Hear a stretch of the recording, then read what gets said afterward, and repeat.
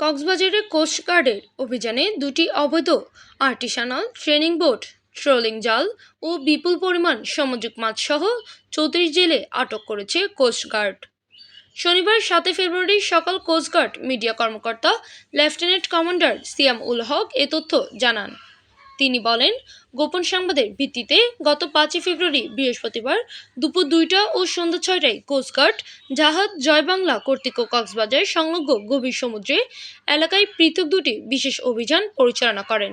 অভিযান চলাকালীন উক্ত এলাকাতে দুটি অবৈধ আর্টিসানাল ট্রলিং বোট জব্দ করা হয়। এ সময় জব্দকৃত বোট তল্লাশি করে প্রায় ৩১ লক্ষ টাকা মূল্যের ১২টি ট্রলিং জাল ও ১,০০০ কেজি সামুদ্রিক মাছসহ ৩৪ জেলেকে আটক করা হয়।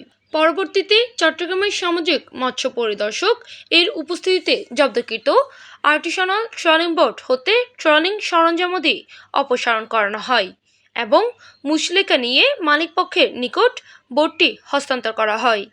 পরে অবৈধ ট্রলিং জাল বিনষ্ট করা হয়। জব্দকৃত সামুদ্রিক মাছ নিলামে বিক্রয় করে জরিমানাকৃত টাকা সরকারি কোস্টগার্ডে জমা প্রদান করা হয়। তিনি আরও বলেন, মৎস্য সম্পদ রক্ষায় কোস্টগার্ড ভবিষ্যতেও এ ধরনের অভিযান অব্যাহত রাখবে। Desk news, PI ৭২ TV, Chittagong.